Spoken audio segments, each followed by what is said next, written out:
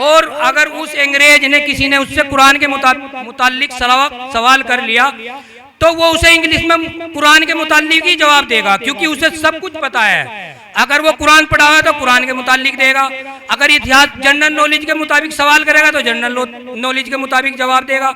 मुझे एक महसूस होता है अपने गांव के अंदर कि अगर कोई भी प्रोग्राम किसी भी तरह का होता है एजुकेशन से हटके, तो शायद हमारे गांव के लोग मतलब 100, 200, 500 लोग इकट्ठा हो जाते हैं।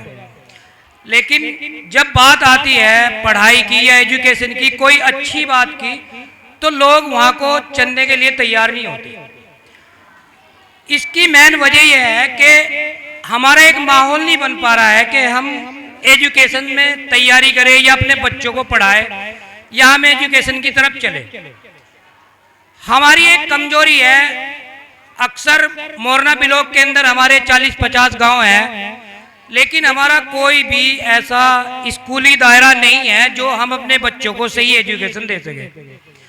हम अक्सर करके अपने बच्चों को अभी 10-12 साल से अपने बच्चों को थोड़ा एजुकेशन की तरफ ले जा रहे हैं, पढ़ा रहे हैं, लेकिन अभी पूरी तरह नहीं है, अभी बहुत कम है। अभी हमारे क्षेत्र के जितने भी मतलब गांव के जिम्मेदार लोग हैं, उन्होंने भी कोई अभी इस बारे में तवज्जो नहीं दी है। ये नहीं सोचा कि एक बार भी कि हमारे आने वाले कल में हमारे बच्चे डॉक्टर बने, इंजीनियर बने या फिर आईएएस बने, पीसीएस बने। मतलब सिर्फ यही है कि हमने सुबह को तैयार करे, बच्चे भेज दिए, हम अपने काम पे निकल गए, लेकिन एजुकेशन की तरफ अभी हमारा पूरी तरह कोई ध्यान तवज्जो नहीं है, कुछ नहीं है। मतलब अभी थोड़े से दिन के बाद में 5-6 महीने के बाद में चुनाव आने वाले हैं, सभी चुनाव में बहुत ज्यादा मशगूल हो जाएंगे, मतलब खर्च भी होगा, पैसा भी लगेगा, लेकिन एजुकेशन की तरफ हमारी कोई तवज्जो नहीं है। अगर हमारी थोड़ी बहुत तवज्जो है तो इतनी है कि हमने मदरसे कायम कर लिए और कायदा शुरू कराया, कुरान शरीफ पढ़ाई, नमाज दुरुस्त कराई, उसके बाद में जो है ना 2-4 मसले दुरुस्त कराए और घर में काम में लगा दिया या काम पे भेज दिया। जब तक हम मतलब बड़ा नहीं सोचेंगे तो बड़ा होगा नहीं, अगर हम छोटा सोचेंगे तो छोटा ही होगा। क्या मतलब अगर उर्दू पढ़ाने के बाद में अगर हम इंजीनियर की और डॉक्टर की लाइन से उन्हें तैयारी कराए या लड़कियों को पढ़ाए तो क्या हो नहीं सकता है? हो सकता है अगर हम कोशिश करें। 50-76 गांव है मोरना ब्लॉक के अंदर, 50 गांव में मोमडन लगभग रहते हैं जो अच्छी खासी जनसंख्या में है। अगर हम पूरा मनोबल और पूरा खर्च एक यूनिवर्सिटी कायम करने में लगाए तो हमारे लिए कोई मुश्किल नहीं है, लेकिन उसके लिए हम कोई भी तैयारी करने के लिए तैयार नहीं है। शहजाद भाई ने एक ये स्कूल कायम किया, मिल्लत पब्लिक स्कूल।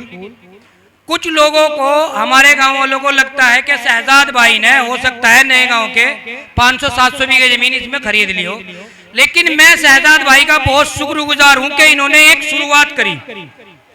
शुरुआत इसलिए करी कि एक दिन मुझे एक ऐसा महसूस हुआ, मैं भोपाल SBI बैंक में बैठा था, तो हमारे यहीं पड़ोस के गांव से पटोली से एक आदमी था, वो अपनी एक लेडीज को ले रहा, तो वो सोसाइटी कोऑपरेटिव बैंक में खड़ा और उसने कहा मुझे पैसे निकालने हैं, तो किताब ले रहा था, बुक जो ले रहा था वो ले रहा था SBI की, और वो लेडीज थी, उसने कहा जी मुझे पैसे निकालने हैं। मैं ये एग्जाम्पल इसलिए दे रहा हूँ कि थोड़ा सा मतलब समझ में आ जाए कि पढ़ाई लिखाई कितनी जरूरी है। तो मैनेजर ने उससे बोला कि आपको पैसे निकालने, कौन से बैंक से निकालने? इनको ये रही किताब मेरी। उसने कहा ये SBI की है, आप अड्डे पे जाइए। अगर शायद वो पढ़ी लिखी होती तो वो कोऑपरेटिव बैंक में ना जाके SBI में जाती। आज अगर हमारी गांव की थोड़ी सी बच्ची भी अगर शायद हाई स्कूल या 10 क्लास तक पढ़ती है तो मुझे पूरा विश्वास है कि वो इस तरह मतलब इग्नोर नहीं होगी मैनेजर के, या किसी भी कहीं भी जाके अगर हस्ताक्षर करेगी तो उसे अधिकारी इग्नोर नहीं कर सकता, उससे सही तरीके से पेश आएगा, सही तरीके से बात करेगा। और आज हम अगर एजुकेशन लेने के साथ में मतलब हमारे पे बहुत ज्यादा कमेंट गलत करते हैं, क्योंकि जैसी हमारी सोच होती है ऐसे ही हम कमेंट करेंगे। मतलब एक दूसरे पे मतलब जो हमें इल्जाम पेश करना है वो हम करते हैं, लेकिन मैं शहजाद भाई से कहूंगा कि ये लग रहे हैं, लगे रहे। आज हम और स्कूलों में अपने बच्चों को भेज रहे हैं तो क्या हमारा वहाँ खर्च नहीं हो रहा, पैसे नहीं लग रहा है? हमारा खर्च भी हो रहा है, पैसा भी लग रहा है, और हमेशा वो चीज वजूद में आई है जिस पे हमारा जान माल लगा है। मुफ्त की कोई भी चीज, मुफ्त में आया हुआ कोई भी सामान, वो हमारे अंदर एक एहसास पैदा नहीं कर सकता, हमारे अंदर रियलाइज नहीं कर सकता, बिल्कुल नहीं कर सकता। जब तक हमारा खुद का अपना मन नहीं होगा, हमारा जान मान नहीं लगेगा, उस पे हमारी कोई तवज्जो नहीं होगी, वो वजूद में आ ही नहीं सकती, चाहे वो कोई सी भी तालीम हो, चाहे वो दीन हो या दुनिया हो। मैं इस बात पे बिल्कुल मैं अपनी तरफ से मानता हूँ कि हर चीज़ पे अपनी जान माल लगना चाहिए। खेती करते हैं उसमें भी जान माल लगते हैं, बीज खाद सब कुछ लगता है। लेकिन क्या है, हम सिर्फ ये सोच लेते हैं कि पढ़ाई फ्री में करा लो, बच्चे को भेज दो पढ़ाई फ्री में करा लो।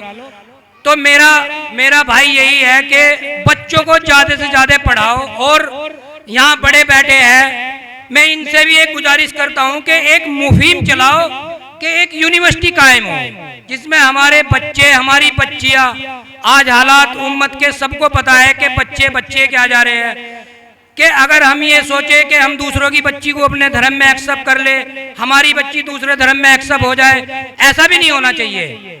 मतलब तालीम, कोई भी दुनिया की तालीम ऐसा नहीं है जो ये सिखाती हो कि हम दूसरों को धर्म को गलत कहे या दूसरे धर्म में जाए, बिल्कुल नहीं। कोई भी तालीम, एक भी किताब में अगर मुझे कोई, या किसी भी किताब में, चाहे वो हिंदी हो, इंग्लिश हो, फारसी हो, कोई भी हो, अगर ये बता दे कि उसे गलत, मतलब उसका जहन भटकाने की कोई तालीम है, तो कोई नहीं है। ये सब गलत अफवाह की बातें हैं कि स्कूल में जा रही है बच्चियाँ, ये बिगड़ जाएगी, ये हो जाएगी, ये सब बातें अपने से होती है। अगर हमारा जहन जिस तरह का काम करता है उसी तरह की हमारी बच्ची काम करेगी।